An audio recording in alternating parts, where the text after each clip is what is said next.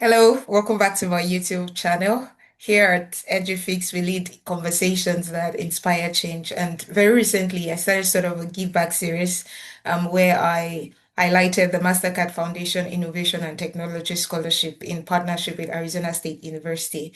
And what I did was to break down the process, the application process. We covered everything from what the scholarship is about, what it includes, and then we did a walkthrough of the application website, what makes a good essay, how to go about writing both essays, because we have two essays, and then also how to present a great recommendation letter and resume. And you'd most likely find something useful for whatever application it is that you're working on. So if you haven't subscribed yet, you should do that now so that you don't miss out on all of the juice that we've got coming your way. And so today, before we get into what we have planned, I would like to say big congratulations for making it this far. Because if you're here, it means that you've scaled through the first level application and essays and you're closer than when you first started. So congratulations. And earlier, I told you I was going to follow up with the interview process after covering all that the essay is about, what to expect. And so today, I am not alone in the room. I've got scholars, and let me introduce them. I would introduce one, and the second scholar will introduce himself.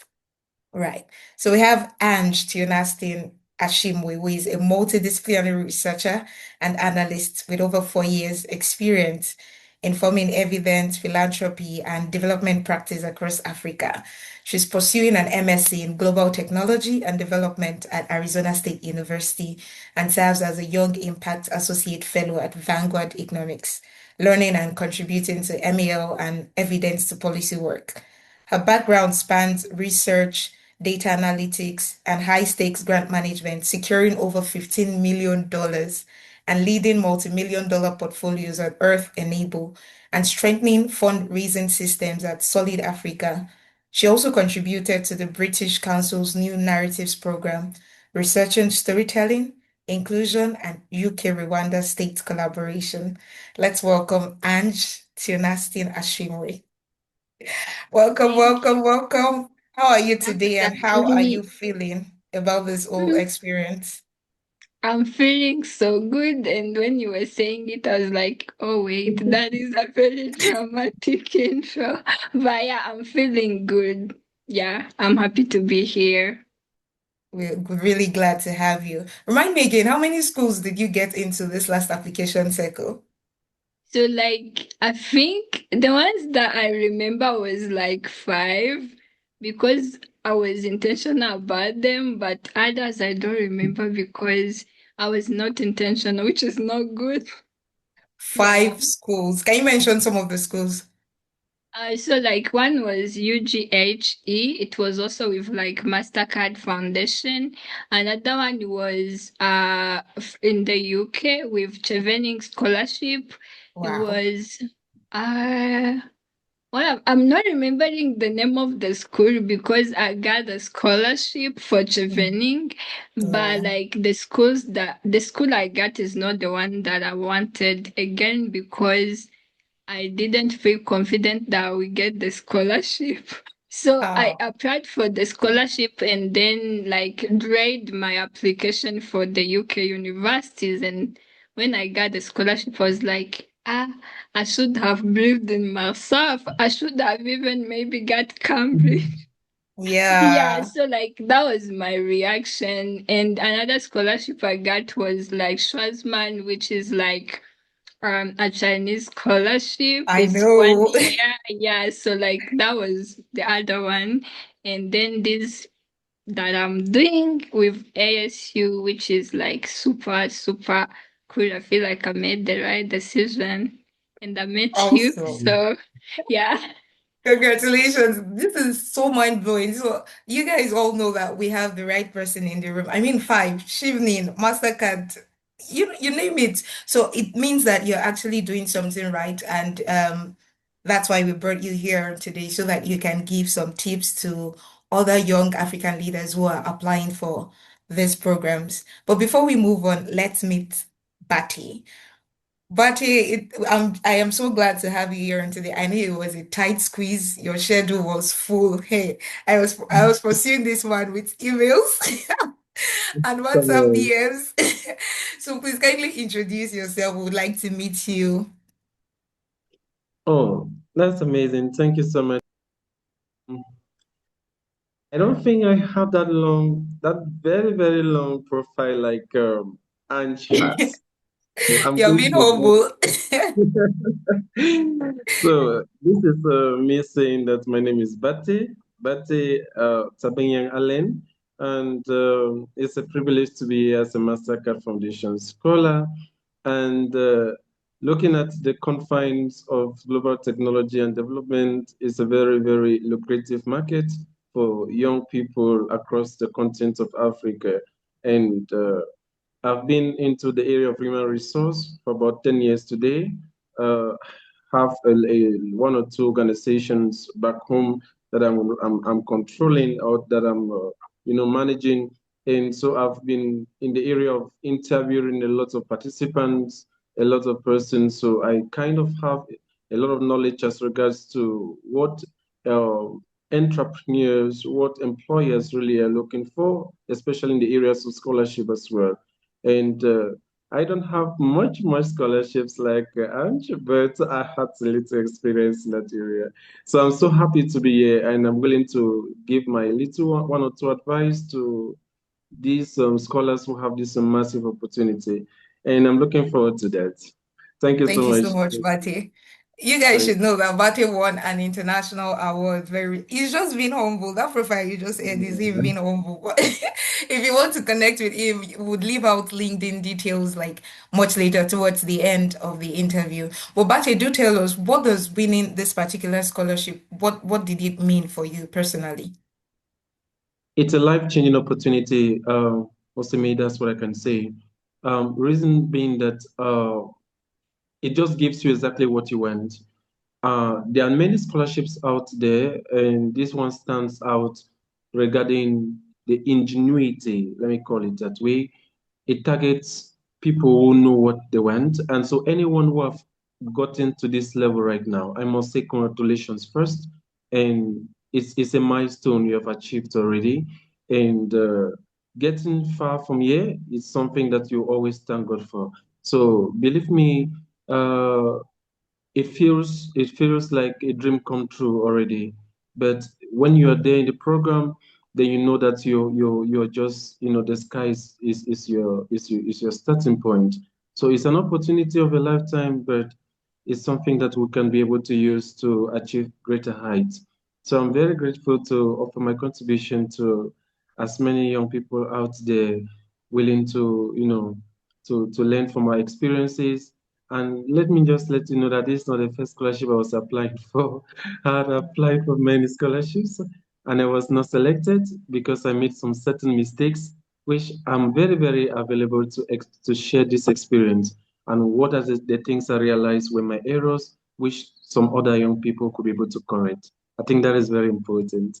Yes, Thank thank you. you so much for touching on that. Of course, we are going to like elaborate on some mistakes that people make during interviews that can be totally avoided, and I also liked that you mentioned that you had applied for some other scholarships and didn't get in because sometimes young people think, if I try and don't get it, it means it's not meant for me.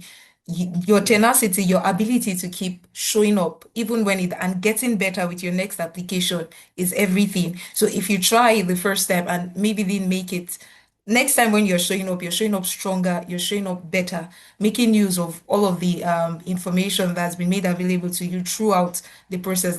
That's what makes you an excellent candidate for graduate applications, right? So let's just move on into what the interview process.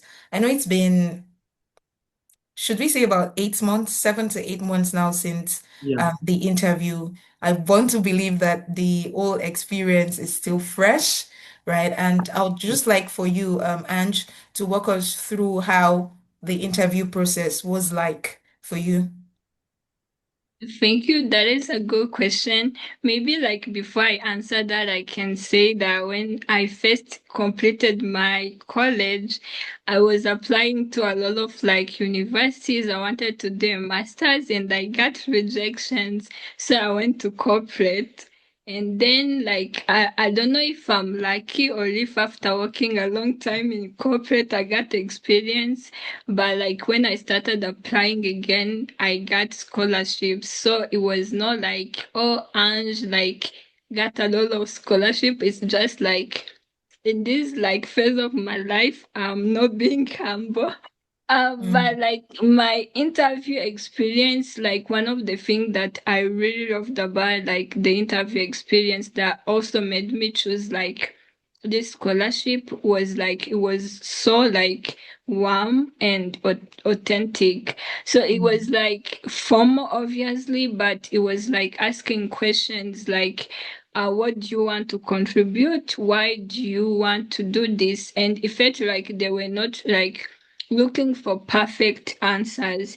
They were mm, looking for like, it felt like they were looking for authenticity of like, I know what I want, but I still have like things to learn. I feel so like my main takeaway from the interview is that you have to have a clear vision of what you want, but with a very humble like mind of like I know what I want, but like the process of getting there might change. Mm. And I know mm. like as I learn more things, as like I get more experience within the scholarship, and even like with meeting like the community, I will learn more things and my journey might change, but the bigger vision, if for instance your bigger vision is maybe helping like rural women, that bigger vision could stay the same, but as you learn more, the process might change. So I feel like the interview was warm and structured, but looking for authentic answers of like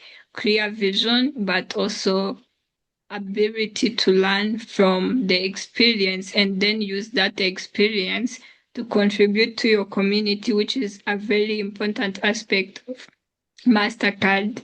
Thank you. Also, that highlights it beautifully. So, authenticity, your ability to connect your experiences, it doesn't have to be perfect, but you presenting what you already know, you're willing, showing humility, because that's one core value of the Mastercard Foundation scholarship, actually. So, thank you for sharing that. Bate, back to you. For someone who like got rejections before you got this final yes. I'm going to be asking you some questions like how did you feel when you got that congrats? This time around the congratulations. Okay, for me, I use Outlook. So when you click on Mm. the congratulations, there's this what is that thing called that comes up? So how did you feel when you got your congratulations, your congratulatory? Um, I wish I can speak eloquently like Ange to just say how I felt that day. Because unlike words, I could have penned it down and write, in fact, in my diary. But it's something that I can only explain. It's not the first scholarship I've gotten so far, but that was actually the first I really needed. I've gotten a lot of scholarships, but that I did not need, and so I dropped a lot of them down. And after walking through many years of trying to go back to school, this was the ninth year of me leaving school. I left. I went to university very early. By the age of 16 years, I was already level 300 in the university, and I graduated very early by the age of 17. So I didn't see a need for me to continue school that immediately. And so while waiting for about 7 years, time was passing through, I was getting experience. I thought accumulating much of this experience is going to, can I say, is going to link into the confines of you securing any scholarship, but that was wrong. I never needed all of much of the experiences. I just needed to be authentic, like Ancha indicated, and just have to tell my story my way. Because the end product of alignment from the interviewer is watching at you psychologically to understand, is this person being authentic and honest based on their communication of story? Anybody can be able to lead literature anywhere, but when you are telling your story from your own standpoint, that is that energy that transmits to the other person, and it convicts the person immediately, indicating that you are now ready for the opportunity. So yes, it was amazing to receive such an email, because at that time my mind was made up. I need to go back to school. But then, that opportunities were not coming again like they used to come when I was just left college. So I had to accept it with all my heart, and it was very, very amazing for me. Seriously, I had another one from Edinburgh, but I could not go because I didn't really see a need to go when I am here in East Africa. So basically, it was an amazing opportunity to have received that. And moreover, it was fulfilling too. I can say fulfilling in the sense that this is me finally going back to university after 9 years. And it is also finally going on scholarship to learn what I wanted to study. Remember, I've been trying to get there when I wanted to, but to no avail. So it's an amazing opportunity. And finally, yeah, I'm here now. Thank you so Awesome, much. awesome. I know that experience is something that you cannot trade for the world. That one congratulation is it's always like a very, very good experience. So I want to take you back in time. Um, do you remember what the sort of questions you were asked during your interview? What kind of questions and how did you go about approaching some of these questions? Say, for instance, your first question, were you caught off Yeah, guard? How did you yeah. bounce back? Yeah, you know. Yeah, I'm some such a person who is difficult for me to be caught off guard Mm, based on my own way of preparing.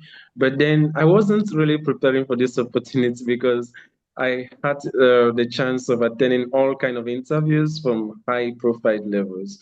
And mm, so I was like, okay, that's just normal. So the demeanor, my persona was very, very ready. And I was not expecting the questions they asked. They were very simple questions, which, wow. when you are that ready, and I don't know about you, but when you are that ready for the job, Mm, and you now are asked questions you least expected, it's like you're doing quadratic equations and you're asked plus and minus. And that is mm, what you did not put your measure on. That becomes kind of intricate into the cycles of this particular process because there you are, they have read your profile before they accepted you. They have read everything about you, checked a lot of stuff. They just want to hear now from you. And you have prepared big vocabularies, you're prepared how you're going to start your story, that you're going to introduce yourself there. So the boiling point is just be honest because they know everything about you. They know a lot that you don't even know about yourself. They've checked your social media handles, they've checked your LinkedIn, they've checked your Facebook, they've checked what you have been doing as contribution to community.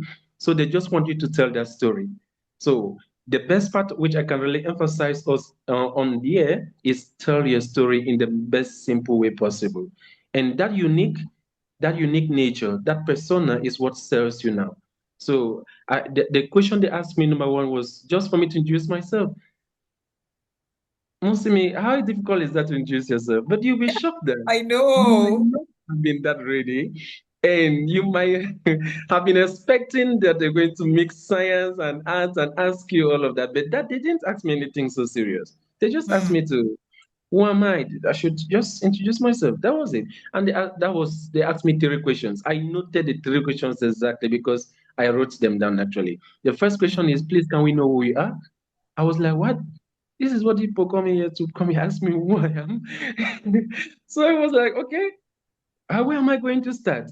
And good enough, I just did, that kind of, so it was a killer introduction I gave to them, which it left everybody smiling at the end of the day. Yeah.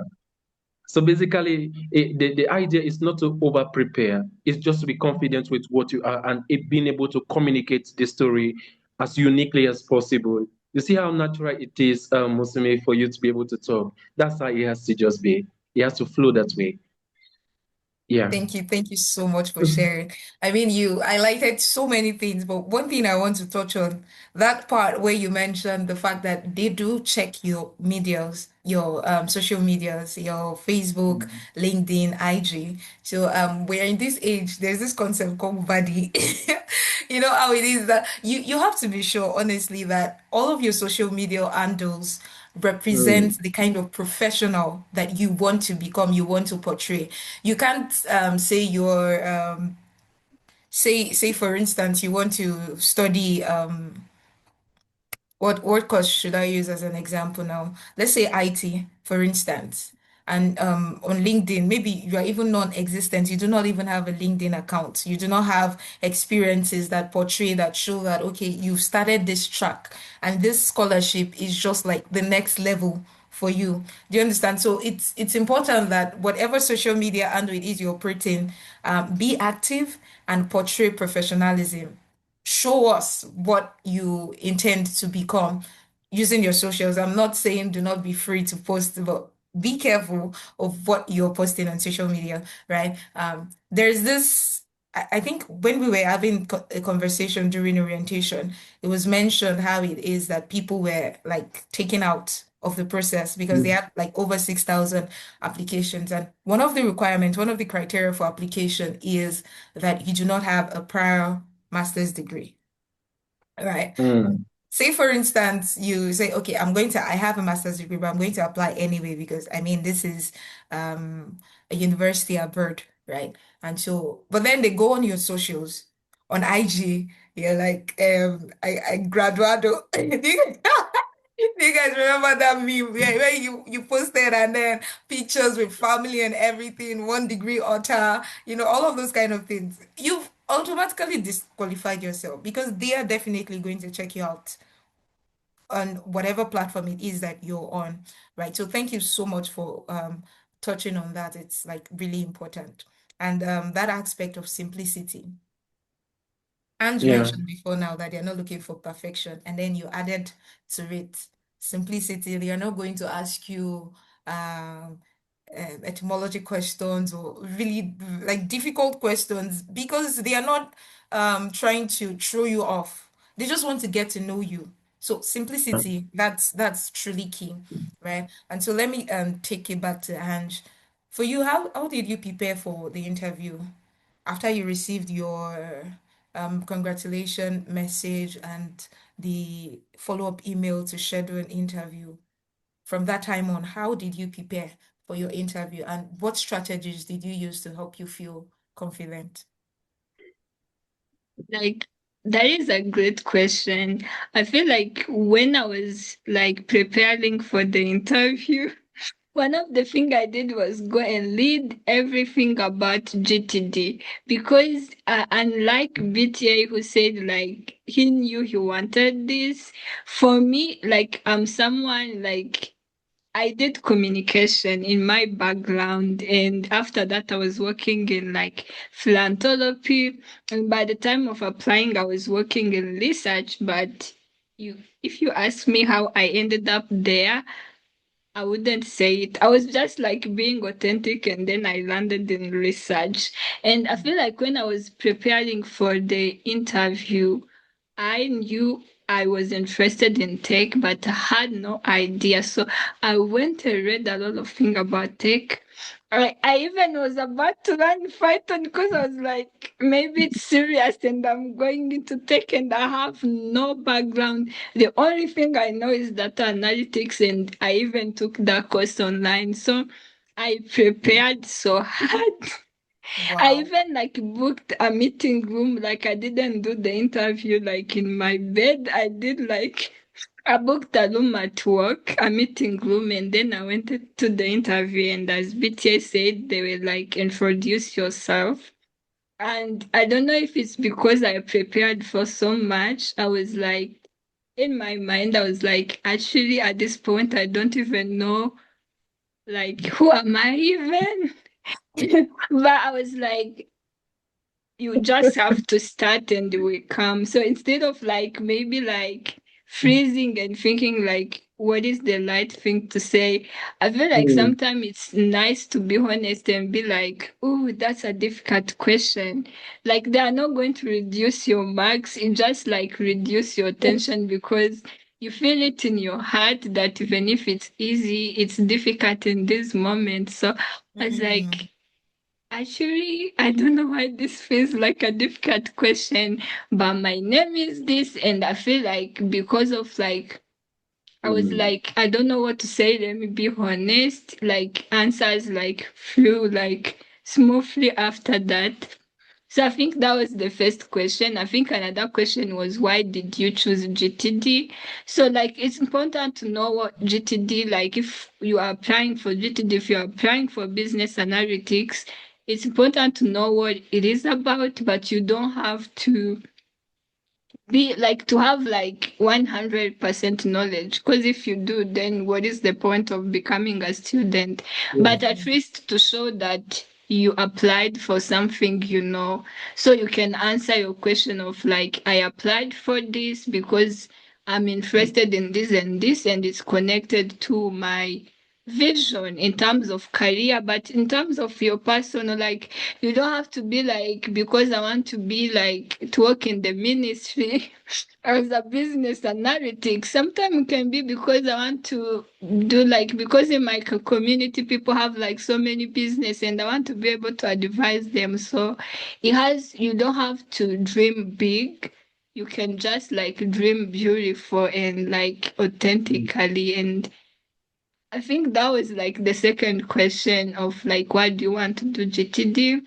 And like another question was like, I think how you are going to use the experience that you learned to Yeah. contribute to your community.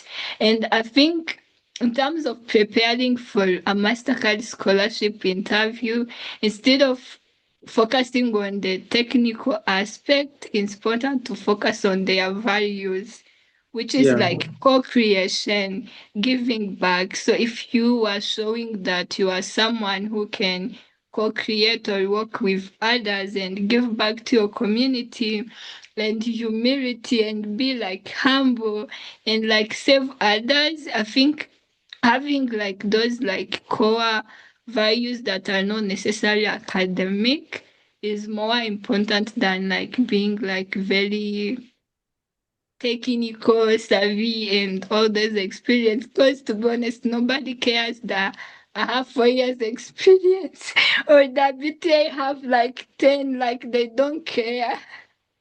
Yeah. Thank you so much for sharing. You went Mm. poetic on us at one point where Very you were cool. saying dream beautiful. That was so good. Mm. Yeah. So Bati, for you, how did you structure your responses to show leadership, service, and impact? Because I know that's some of the things they do look out for Yeah. in would-be scholars, yes. Yeah, the pen is mightier than the gun, and it always starts from somewhere. And like I said, I'm going to say it 1,000 times. Communicating your story, it matters a lot because all of this is going to appear on the body language you're going to be, exposing out there. And that's what they're actually watching at. You see, all scholars have different characteristics. Some are good in some areas, some are good in other areas. And this is what they're watching. Mm, Normally, they understand that people are different. And so, be it your leadership technique or your leadership style, so the quantum of your experiences, that is fantastic. But you can have all the experiences you have, but might not be able to communicate these experiences confidently and with that good smile because they are wanting to see if this person is confident with these experiences or if this is a buy-in factor. There's an entry point in which you could be able to read something from somewhere and try to be who you are not and try to imitate it. And some good let me say, artists can do that. But the point is that sometimes they can betray you because you might be portraying the person that you are not. So even if you don't have any experience, even if you have very little experience in that area of leadership, community leadership, you'll be very surprised that there are certain examples which are salient to the corridors of these Mastercard program that you can be able to code. Examples like when you were in school, at college, mm, what were you doing as a student? They are looking at things like that, giving back to community like Ange, like we said. They want to understand certain ingredients of leadership as selflessness. What can you do without being paid for? Are there certain volunteer stuff that you can do without asking for money and stuff like that? And what about internship? What about certain things? So even when in the process of internship or maybe you're paid for, were there certain things that you found challenging and you propose solutions to? Because it's mm, all about trying to come get more resources, and go back and replicate, reproduce the very thing you were doing before. So it's not trying to turn you to the next Superman in America. No, it's just trying to turn you to be the best version of yourself. And being the best version of yourself in that leadership experience or criteria, being the best version of yourself in the technical aspect of it. And so no matter the criteria they're looking for, the aspect is be as natural as possible. So it's no big deal. Yes, everyone listening to me, it's no big deal. You have reached at this point, so that means you've really attained a very, very important height in the Mastercard criteria. Let's say 85%. So it's not just for you to push the next 15% with that very good smile, consciously telling your story and consciously indicating that you are the right person that they're looking for with their attitude. You are the right person they're looking for with the way you've been resilient in your story. So find areas in which you have been able to lead while you're in secondary school, in high school, at your job site. Build a very nice, amazing story about it and let the story flow naturally. So that's what I can say as touching to leadership criteria or experiences. Sometimes it doesn't really matter. What really matters sometimes is how you communicate this audibly as possible with much confidence. So that smile should be there from start to finish. Not too much, not too little, just natural. Oh, you said it beautifully. I cannot overemphasize the importance of storytelling in scholarship applications, be it in your essay writing or your interview application process. Storytelling, everyone has a story, but how do you tell it? How do you connect all of the experiences that you have, whether great or little? How do you connect it to show leadership, service, and impact? That's very key, honestly. Back to Ange, I'd like for you to just highlight very quickly the traits and qualities that you think that the Mastercard Foundation Scholarship during their interviews would always look out for in scholars and applicants during the interview process. Um, that's a difficult question. But I think like one of like the qualities that they are always like looking for, one Yeah, of them is humility. But yeah, like when I say humility, it's not for you to self-deprecate or like be like, I don't have this. It's not for you to be negative. It's for you to be able to share your vision, but show that you still have a long journey and a lot of things to learn yeah. because you are applying to be a student. So as much as you can show like your experience, your like how much you have achieved, it's important to show like I still have like more to learn and I still have more to do. So like humility is something that Mastercard will always be looking for as a scholarship, and so many scholarship are looking for that because we have a lot of people who have done a lot of things. And what makes you different is that you can learn, because if you can learn, that means you can even do more than what you are already doing. And Excellent. another second one is like community. So having like a community centered vision, like it's not enough for you to want to be a president. It's not enough for you to want to like maybe have like a big business. You have like to always bring it back to the community because they are looking to transform the next, like they are looking to make a systematic change. So if like what you are going to study, you have no way to tell your story in a way that it connects to your community, I feel like that would be like negative to your like application. So it's important to show that you are going to give back to the community. And I feel like so basically I think the main criteria is having a clear vision, knowing your story, but your story have to be connected to community because we are communal being. And third, like being humble enough to learn and be better than, because they want to make you better. So if you feel like you are already better, like Mm. there is no reason for you like to get the scholarship. So I feel like those are like the three main criteria that keep coming up as like film, whether in like interview, whether as their personal character, whether it's in leadership, something that keeps coming back and close cuts like everything the scholarship is about. Yeah. Um, Thank you very much for sharing that, Ange. And this next question I'm going to be directing to both of you, starting with Bati, and then Ange can then add to it. Um, let's talk about mistakes that applicants Mm. make. What are common mistakes you've seen or heard, or maybe you've even made yourself that applicants should avoid? Are there behaviors, responses, or attitudes that could harm an applicant's chances of getting the Innovation and Technology Scholarship? All right, thank you so much for that question. Really, you've hit the nail on the head as regards to the audience right now. And I don't know if I've said congratulations more than enough, but I think I need to still say congratulations. That means a lot to you right now, and see it as a milestone that you must get before the end of this year, and you are going to thank God for it. So basically, there are certain mistakes that even I, as a person, have made before coming to such heights. And one of those challenges which I found regularly was sometimes in the way we talk. You know, there are certain times that we talk too fast. Communication is key. I am very surprised that one of my courses, the focus of the course is all about communication, communicating social sustainability.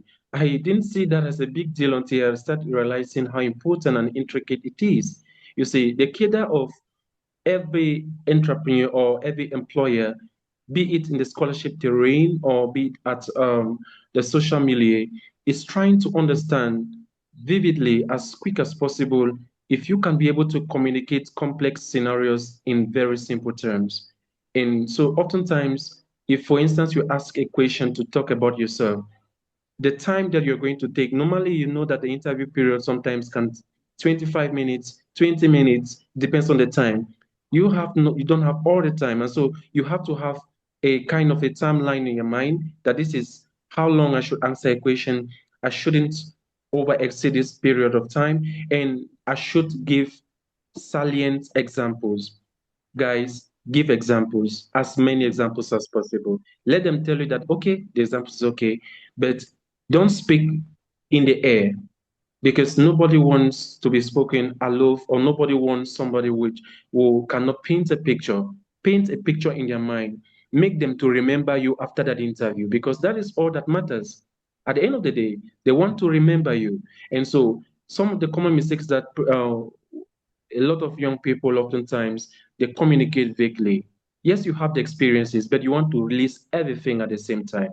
No, pick one that is very, very striking. That is your niche. Focus on that niche. It could be a story of your personal life growing up as a child. It could be a story of you growing up with your mother. As simple as that is, but that connects a lot. And you are looking at psychology here. We are connecting to at the emotional level. So based on the level of connection, it is going to determine if they're going to get back to you, because there are certain things you will say that they will always want to remember that particular applicant. No, yes, this person said this, but there is somebody that said this thing. They want to look for that person. And that is how you've been able to communicate and won the heart of these people, because we are also looking at how psychology plays in this factor. And that is why the dressing also matters. I've seen a lot of applicants who apply. Sometimes when I post jobs for my country, they come, and when I'm interviewing them, they are very, very, not prepared at all. You can't prepare to shoot a gun on a battlefield. That is a wasted effort. It's like using a gun to kill an ant. It's a strategy, but it doesn't work for that circumstance, because it can kill the ant, but it will destroy other things. So it's not the right tool for the job. So the dressing matters a lot, because it appeals to the senses of the person looking at you. First impression counts. And you can bear with me, Amos, that looking at the person for the first time can either make you to like the person or to hate the person. You might not hate as in hate, but you have an impression about the person. So this is psychology. Had nothing to do with your English, had nothing to do with anything, just might be the way they look at you and say, but why is this person wearing a cap? Why is this person dressed like this? And so if those things are not having a personal, intricate value, then there's no need for that. Another mistake is being distracted. I have seen a little bit of young people being interviewed and they are pressing their phones during an interview, behaving very disconnected in a very important life changing opportunity. I mean, it's not really called for that. So, in that space where you're going to be having the interview, try as much as possible to disconnect from any social media, from that time. It's just about 20 minutes, 30 minutes at most, if you can be able to sustain that engagement. And that means you want to get that you want to hit the nail on the head, you want to win the trophy, and so you can't be distracted. So off your phone if you can, and on only the one that you're going to use. If there's possibility, I quite remember there was an interview I lost. It was I was supposed to go to China by that time for a program for a undergraduate program, and it was not just because I was too young, but one of the reasons they told me that I was disqualified was my environment. I mean, it was not my fault that I was living in such a place. It was too noisy, but the distraction was too frequent. Friends, Mm, people passing by, you are discussing, and people are passing by, and they were like, "But you are supposed to look for an environment." I was like, "This is the only place I could look for." Because at this point in time, I should be in my house. And there in my house, this is the best time I could be able to make this interview. And I was disqualified for a simple thing as environment. I mean, mm, they were too watchful for that. So Mastercard can be strict in their own criteria they have. They understand. I mean, they are the best loving people I've seen so far. They understand people and they understand that these things happen. I mean, several times when I was having that interview, my network disconnected and they called me back. That's how understanding they are. There are certain interviews they will not call you again. Don't want to even understand what happened there. But Mastercard called me back twice during my interview for this program. And that is how understanding they are. So it's also important that you to do part of your job to make sure the environment is succinct, it is serene, and it is ready for the job. It's ready for the program. So yeah, so congratulations once more. And I think that question is very, very important. I made certain mistakes, which part of it was the environment, though it was not really my fault, but it's also important to keep it tidy. It's also important to dress ready. And it's also important that while communicating, you are not too vague. Strike the nail on the head. If you have just one story, communicate it till they hear it. Let them remember your name. Let them finish that interview remembering your name. That is the goal. The goal is that they want to remember you. And so if you are in their good books, amazing. Like Amos, they remembered your name, and that's why you're here. I know. Thank you so much for sharing that, Vati. And I just want you to add a bit more to that. She did. I feel like the ideas that I had are similar to what BTA said. Maybe I can Mm, emphasize like some, but I feel like a common mistake which I made not particular to this interview, but I did in other scholarship interview is to provide general answers which mm, I think BTI mentioned, like if they ask you a question and you reply with general answer, first of all, it sounds so disconnected, but it also sounds like AI, especially with the rise of AI. Like you have to give an answer that is very specific to you and provide an answer. So they shouldn't ask you what are you going to do after this scholarship and be like, I'm going to transform the community. Transform them into what? How?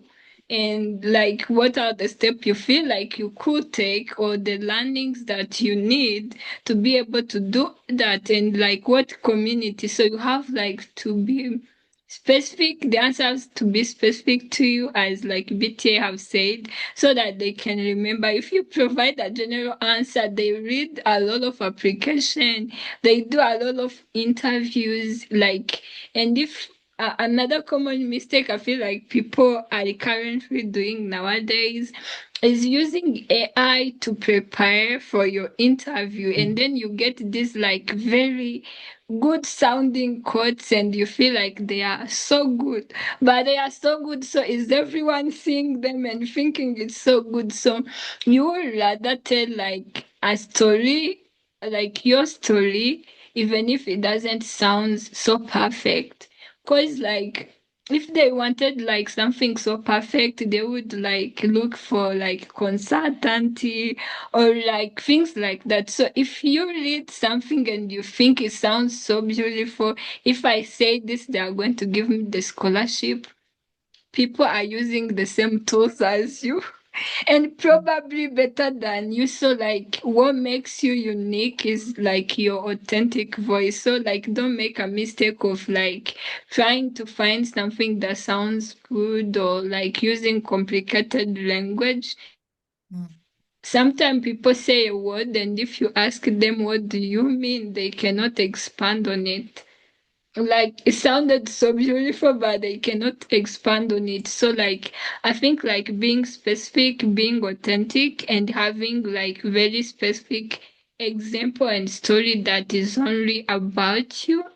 And I feel like another mistake that BTI said about like maybe being distracted or not prepared, I think for me it comes to not being intentional, which I said like it's also a mistake like I have made in the past where like you are not intentional about why and what you are applying for because these people took their time to prepare for the interview, the question they are going to ask you, the environment, like they do a lot of work. So I feel like not even just like for you to get a scholarship, it's a decent human thing to come prepared, to give them your time because they also don't they are not distracted and they are not looking for a scholarship, but they are still respecting you even if you are like applying. So also like being like decent enough to be like they are giving they are giving me their time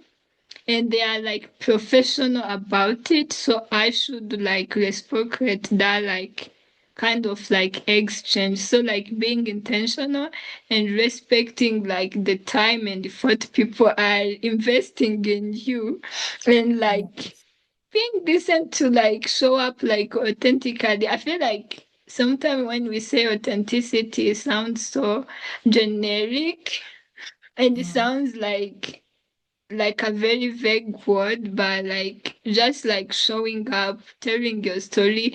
And another thing, last thing on mistake, if you make like a mistake, like maybe like some mistake are not mistake really are out of your comfort zone, like maybe what BTI said. I remember I was in the interview and because I was using a Loom at work, that day, unfortunately, there were so many meetings, so they were looking for the room. So, like, I would be in a meeting and someone would keep like knocking and being like, "Is the room available?" And I had mm, already booked it. And I feel like I was like honest and I was like, sorry, I booked a room and like they keep knocking out because they want to use it.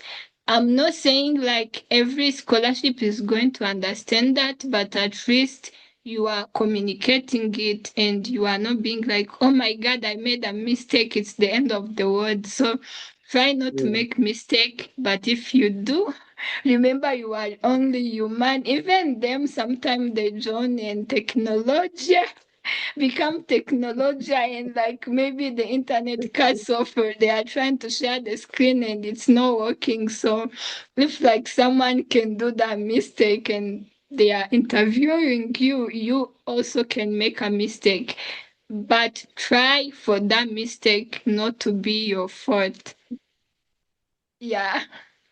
Thank you Thanks. so much. You both, you've covered every point, right? And so for someone who is feeling, an applicant who is feeling underprepared, nervous or underqualified, what would you say to them? Okay.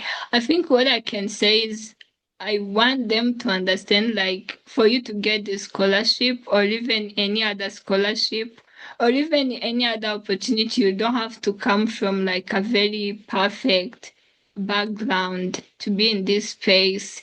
I think like it's important to work hard. Sometimes like luck is also a factor. Sometimes you are lucky, but you have to believe that if other people are lucky, so can you. So I feel like it's important to do what you can with the resources that you have. It means like if you have access to internet, use it. If you have access to people, use it. So use the resources that you have to prepare, to apply, to do this interview or even like do other interviews. And then once you are using the resource you have at a 100%, and you are believing in the fact that if other people are lucky, so can you, then you can let the other things, the universe or God will, like if you believe in God or if you believe in the universe, like it's going to solve the rest for you, but you have to be able to use the resources that you have and you don't have to be perfect. So I feel like one encouragement I would say is that your journey, like even if with its challenges, it has values. So you have to believe that it has values and you have to try and like communicate that value and be like, maybe I was born, like I live in a rural community and maybe I access internet at a cafe and when I do this and this. If I was able to get this, what more could you do?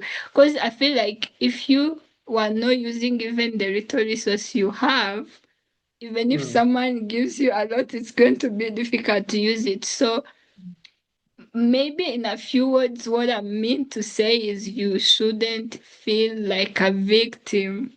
Like you should acknowledge like the struggles, but be like, even within my struggles, I have like access to these opportunities and I'm going to use it and then go apply because everybody who is like currently attending with this scholarship, it's a very diverse community with a very diverse background. So wherever you come from, and I think that is something a lot of scholarships look for, especially Mastercard. Wherever you come from, you have a specific story that is interesting to Mastercard. You just need to learn how to tell it. So I feel like that would be my main takeaway and congratulations and good luck. Thank you so much, Ange. We are running out of time. One last question for you, Bati. You know, after the whole essay interview application process, there is a wait time before Yeah. you eventually get, and most people, that's the point where they go crazy, like, hey, what's happening? Why am I not getting it? What's it? So what advice would you give to applicants between the interview and so, but one good thing about the Mastercard Innovation and Technology Scholarship, they do not keep you waiting for too long. That's Yeah. some other scholarships will keep you for 3 months, 5 months. You don't even know what's happening. But for them, it's about that period between the interview and their final email that tells you whether or not you've made it to the Mm. final stage. What advice can you give? And also to young Africans generally who are looking to access some of these opportunities, be it this specific scholarship opportunity or opportunities generally, what advice would you give to them as we round up? All right. Thank you so much for that question. So basically, now that you have the opportunity, it's just left for you to exploit it. You've already gotten to the interview stage. You've gotten done with the interview. You've finalized the stage. You're only left now to receive the ticket. That's all. And so no rush. I can just say this is a very intricate moment, a very, very important part because uh, I believe that the reason why they say they're going to get back to you is because they still have their eyes on you and don't rush to do, something which is not in the ordinary or in the standards of your program. Take, for example, you might think that 2 months have elapsed and 1 month have gone and they have not gotten back to you, not knowing that they're still checking your LinkedIn page, still checking and seeing what you're doing. So be consistent. Don't stop doing what you've been doing before. to me, maintaining the consistent profile is very important. I, for one, have never been a social media person. I've never been there. I've done a lot of things, but I've never ever posted. I'm not that person. But I had to try to at least post once in a month because of my little things I'm doing. And because some people somewhere are watching to find out, okay, this is what you're doing. But if you come to the normal system, they know that this is a lane for Cameroon. So people are watching at you. So try as much as possible to still maintain that consistency. Even when you have been accepting the program, don't Mm, all of a sudden change your profile to become another thing, because they'll be like, okay, so this is for the program. Now this is after the program. So you are a twin personality. And sorry to say, nobody really likes twin personalities. And because it reveals the fake, of which it could have been easily genuine, and that could have been the selling price that could have won their hearts. And even after that, they might not really trust that this person is really 100% real. So keep it simple. Don't rush. Keep doing what you're doing while you're waiting. If you're doing community service, volunteer program, internships, whatever you're doing, keep doing it. Keep posting about what you're doing, and that real self of you is going to play out in the process. And like Anne said, God will have His way, nature will have His way, and everything will come back into place. So now that you have it, be confident in yourself. And I wish you all the best, seriously. I wish I was there to hold your hands and to say congratulations again. there you have it. Stay consistent, maintain a consistent profile. I would like to thank you very much, Ange, Tunastine, and Bati Elian. Thank you for making our time out of your busy schedule to be with us today to just walk us through the interview process for the Mastercard Foundation Innovation and Technology Scholarship. I am deeply grateful. Thank you for sharing out of your well of wisdom with young, aspiring African leaders on how to go about accessing this opportunity. Thank you so much. And in conclusion, you've heard from current scholars how to prepare for the Mastercard Foundation Innovation and Technology Scholarship. It begins with understanding what the scholarship values.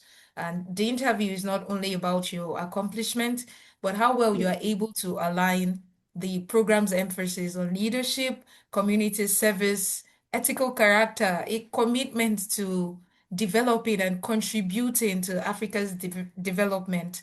And it also helps to be deeply familiar with your own story, where you come from, the challenges that have shaped you, the projects you've learned, the impact you intend to make even after the program duration ends, right? It's important to review your essays so that you're not saying something different from the essay Yeah, and then at the interview you're sharing something else and they are not able to put together this person that you claim to be. They yeah, might also ask you to expand or clarify on experiences that you wrote in your essays. So it's important that these answers remain consistent. You cannot be giving the profile of a mechanical engineer in your essays, and here you are only a data analyst or something different, right? Practice talking about your work in terms of the challenges you faced, the actions you took, the results you achieved. As a result of those challenges, you must always portray that you're learning from the experiences that you've had over time. And this structure will help you communicate. I think during the essays, we talked about the STAR approach, and you can also maintain that during your interviews. You must also be able to articulate why you chose Arizona State University, yeah, why the specific program matters to your goal. Ange touched on that. It's also important to research the faculty. What do you expect to learn when you eventually get into the program, right? There are times when they will ask you behavioral questions. So tell yeah, me about a time you failed. Tell me about how you resolved conflict. Tell me about, I think for me, I was asked about my role model. That was just out of the blue. So, okay. So you need to be able to work on all of that. Bate told us about the first question he was asked. So you need to be able also to prepare a short introduction about yourself, but don't cram a script yeah. and then you're just robotic, looking like AI in real life, Yeah, right? that can also play, and it comes as if you, let me say, you're not genuine, because it can Mm, easily really be read through when you do that. And tension too. Remember when you're that natural, there are certain things you say that are even out of the ordinary. If you had programmed it, you wouldn't have really said that way. So practice before time, but within that period of time, just be natural, please. Natural. Yeah. Yeah. Speaking naturally, that's like really key. It's really key. Um, just to round up also, be able to be ready to discuss how you've served others, how you've Yeah. led initiatives, how Bate mentioned during this time about how it is that you do not necessarily have to have all of the experience in the world. But your time in school, what did you do? What problems have you seen in your community? How did you solve it? Right? It's not necessary that you are a founder of something of a NGO or anything like that. Just be able to show that you've led initiatives, you've been able to contribute meaningfully, you've been able to serve. And also throughout the interview, be humble, balance humility with confidence. Yeah. Humility with confidence, right? That's the kind of persona you want to portray. Humility with confidence. It's also important. This one is very key to prepare questions, thoughtful questions to ask the interview panel. Yeah. Because one Yeah. thing, yes, at the end of the interview, one thing they would ask you is, do you have any Any questions? question? Exactly. Yeah. They asked me that, and I'm sure they did, right? Yeah. Good. So it's important to have thoughtful questions. Think about what do you want to know? What kind of question do you want to ask? Your inquiry can focus on maybe support systems, the leadership opportunities they have, the academic expectations, just something that shows that you're thinking seriously about the opportunity. Then finally, be sure that your technology is reliable. The Mastercard Foundation Scholarship is, like Bate said, they are very thoughtful. They are the kindest that I know, right? And Mm. they try to put themselves in the shoes of the applicant, so they are empathetic like that. But on your own part, do the work. Ensure your technology is reliable. For Anne, she had to book a room, even though it wasn't 100%, but she made the effort, right? But we want to see results. So make sure your technology is reliable. Have as many backups as possible. We know the internet connection thing can be a problem in Africa. So have backups.